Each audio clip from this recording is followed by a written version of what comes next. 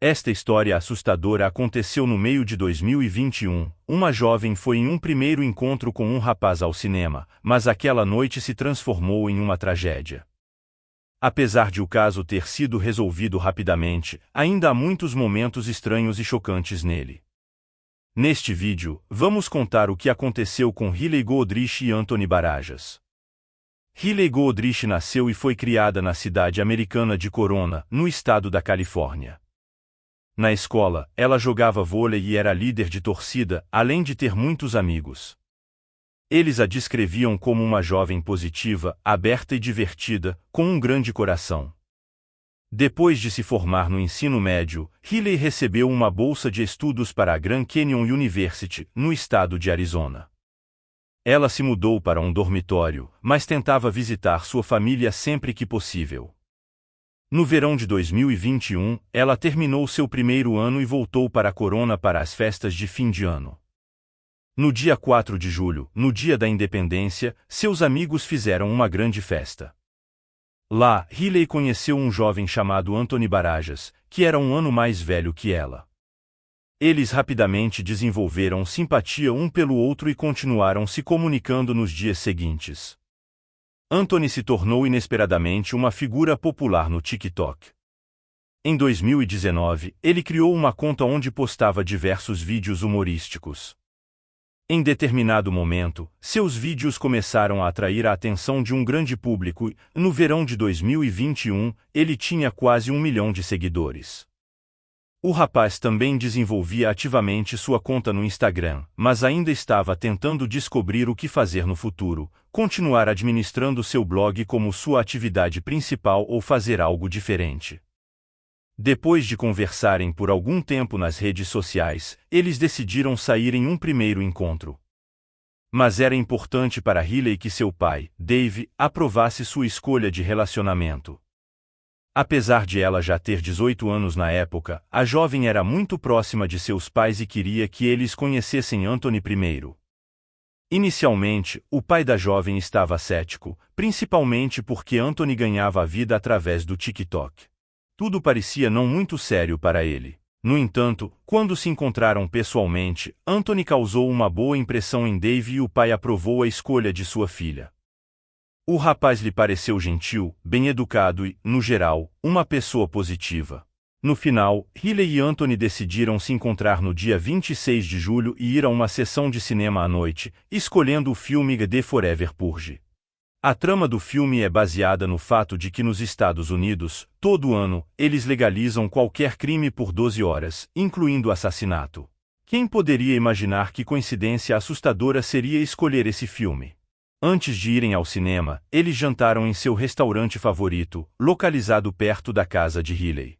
A sessão do cinema deles começou às 9h30 e terminou mais perto da meia-noite. Considerando que era um dia de semana, não havia muitas pessoas no cinema. Durante o filme, Hailey mandou uma mensagem para sua mãe dizendo que o filme parecia chato para ela, mas ainda assim ela estava gostando do dia com Anthony. Depois disso, a jovem não entrou mais em contato com sua mãe. Quando o filme acabou, um funcionário do cinema entrou na sala para limpar o local e, para sua surpresa, encontrou Hailey e Anthony lá. De longe, parecia que o casal estava apenas sentado ou dormindo em seus lugares, mas assim que deu alguns passos em direção a eles, ficou horrorizado ao descobrir que ambos estavam gravemente feridos e inconscientes. Depois de ligar para a emergência, a polícia e a ambulância chegaram ao local. Os paramédicos quase imediatamente determinaram que Hailey já tinha falecido. Anthony ainda estava vivo, mas em estado grave e inconsciente. Ele foi levado para o hospital local e conectado a equipamentos de suporte de vida. Enquanto os detetives começaram a investigar a cena do crime, no início, foi difícil para eles entender o que tinha acontecido no cinema. A única coisa que conseguiram estabelecer quase imediatamente foi o fato de que Hailey e Anthony tinham sido baleados na cabeça. No entanto, não havia pistas na cena do crime que pudessem esclarecer o que havia acontecido. Era muito difícil para os detetives pegarem impressões digitais ou procurarem amostras de DNA no cinema, então eles seguiram por um caminho diferente. A história rapidamente se espalhou pela mídia da Califórnia e, mais tarde, por todo o país. Nas primeiras horas da investigação, houve até uma teoria de que Anthony poderia ter sido o assassino, supostamente atirando em Riley e depois tirando sua própria vida. Mas a polícia nem sequer considerou essa versão, pois, nesse caso, a arma estaria por perto e ela não foi encontrada em lugar nenhum. Assim que os detetives identificaram as identidades das vítimas, entraram em contato com suas famílias e as informaram sobre o que havia acontecido. Os pais de Riley simplesmente não podiam acreditar que sua filha estava morta. Apenas alguns minutos antes de sua morte, ela estava mandando mensagens para sua mãe, e ninguém poderia imaginar que algo tão trágico poderia acontecer durante uma sessão de cinema. Além disso, a polícia não conseguiu fornecer detalhes aos parentes dela sobre o que havia acontecido, pois eles mesmos ainda não tinham ideia do que havia ocorrido naquele cinema. Quanto a Anthony, o prognóstico médico era sombrio, o jovem sofreu um ferimento grave e a equipe médica precisava fazer todo o possível para ajudá-lo. Primeiro, os detetives interrogaram os funcionários do cinema que trabalhavam naquela noite. Descobriu-se que apenas 6 ingressos foram vendidos para a sessão. Isso significava que o assassino era muito provavelmente um dos 4 visitantes. Havia outro aspecto que intrigava não apenas a polícia, mas também todos que souberam do incidente pelas notícias. Se o assassino era um dos 6 espectadores, como os outros 2 visitantes não ouviram os sons dos tiros? A única explicação naquele momento era a versão de que os outros 2 espectadores simplesmente consideraram os sons dos tiros como parte do filme. Este filme de ação tinha muitas cenas violentas, incluindo o uso de armas. A teoria de que o assassino agiu durante uma dessas cenas não foi excluída. No entanto, este mistério foi rapidamente resolvido. Os detetives descobriram que, dos ingressos vendidos, 4 foram comprados por uma pessoa para si mesma e 3 amigos. Isso levou a polícia a pensar que o crime poderia ter sido cometido por um grupo de pessoas. A investigação continuou a noite toda e no dia seguinte a polícia anunciou a prisão do suspeito. Ele acabou sendo Joseph Jimenez, de 20 anos. O fato interessante aqui é que a pura coincidência ajudou a pegar o suspeito. Descobriu-se que Joseph ligou para a polícia no dia seguinte após o assassinato, mas não para confessar o crime.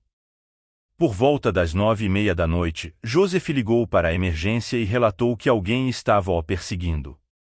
Quando a polícia chegou, o encontraram no meio da rua com uma arma na mão e o prenderam. Eles perceberam imediatamente que o ataque no cinema foi realizado usando uma arma do mesmo calibre da que estava com Joseph, então entregaram a arma de Joseph aos especialistas. Com 3 projéteis vazios que os policiais coletaram no cinema, eles estabeleceram que era a mesma arma. Jimenez negou sua participação no assassinato, mas os detetives rapidamente encontraram outra evidência contundente. Ao vasculharem a casa do suspeito, encontraram a carteira de Riley Goodrich. Mais tarde, a polícia localizou os outros 3 indivíduos que estavam no cinema com Joseph. Descobriu-se que todos eram amigos dele, mas sua história realmente chocou os detetives. Segundo eles, nenhum deles tinha ideia de que uma simples ida ao cinema se transformaria em uma tragédia. Eles estavam apenas sentados e assistindo ao filme, mas durante a exibição começaram a notar algo estranho. Joseph de repente começou a se comportar de forma muito suspeita, falando sozinho e murmurando algo estranho. Em certo momento, ele disse que precisava ir ao banheiro e saiu. No entanto, em vez de ir ao banheiro, foi até o carro, pegou uma arma e voltou. Depois de um tempo sentado, ele disse de repente aos amigos que tinha trazido uma arma do carro e eles começaram a entrar em pânico. No final, os amigos supostamente mentiram para ele, dizendo que também precisavam usar o banheiro e voltariam, mas em vez disso saíram e foram para fora. Havia muitos momentos estranhos em sua história que poderiam ser questionados. A parte mais preocupante foi a fuga deles do cinema. Será que eles realmente não tentaram descobrir por que Joseph trouxe uma arma e não consideraram que ele poderia usá-la contra os outros 2 espectadores? Além disso, os amigos não relataram nada disso aos funcionários do cinema ou à polícia. O comportamento de Joseph indicava que ele planejava fazer algo ruim, mas seus amigos decidiram simplesmente ignorar toda a situação, e eles admitiram que assim que souberam do assassinato, imediatamente pensaram em Joseph. Tudo isso foi o suficiente para prendê-lo sob 3 acusações: assassinato, tentativa de assassinato e roubo. Naquela época, Anthony ainda estava sob suporte de vida, mas no final os médicos não puderam ajudá-lo. Na noite de 31 de julho, ele faleceu sem recuperar a consciência. Em conexão com isso, Joseph foi acusado de um assassinato adicional, o que poderia acarretar a pena de morte. Enquanto os detetives tentavam obter qualquer informação dele, centenas de pessoas preocupadas realizaram uma cerimônia de despedida em memória de Riley e Anthony fora do cinema. Eles acenderam velas e expressaram palavras de apoio às famílias das vítimas. Foi então que uma coincidência bizarra foi descoberta. Se soube que antes do incidente, Anthony havia assinado papéis permitindo que seus órgãos fossem doados para quem precisasse em caso de sua morte. O jovem mal poderia imaginar que isso aconteceria tão cedo. A situação não estava boa para Joseph Jimenez.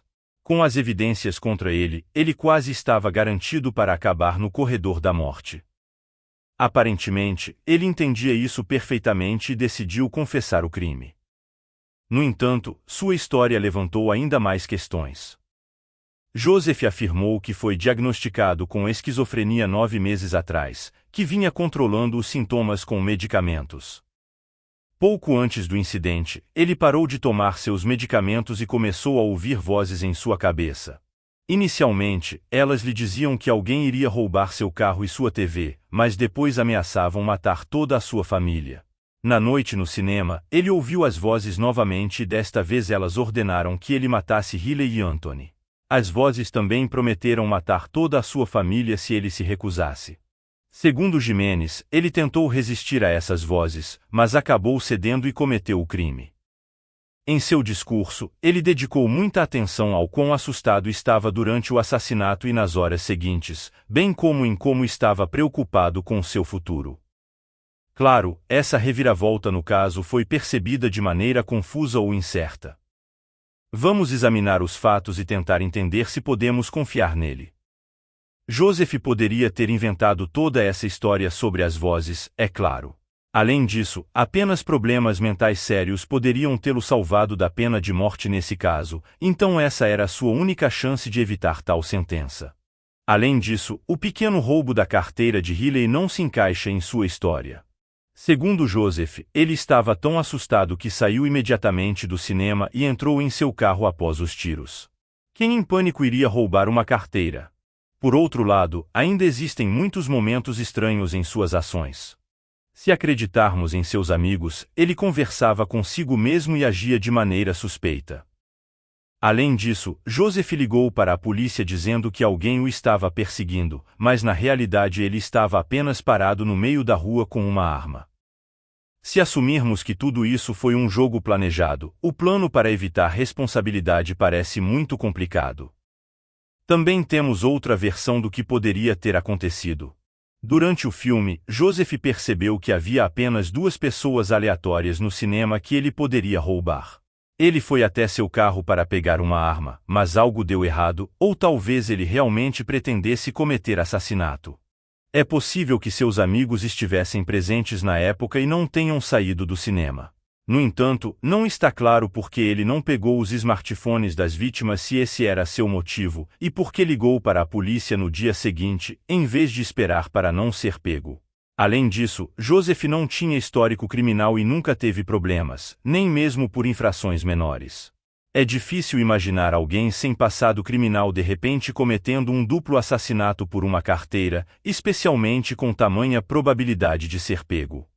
No final de setembro, ocorreu a primeira audiência no tribunal, durante a qual Joseph se declarou inocente, citando seu estado mental. Isso não significa que ele negue envolvimento nos assassinatos, mas agora o tribunal precisa considerar a questão de sua sanidade. Joseph afirmou que só se declararia culpado se fosse considerado insano.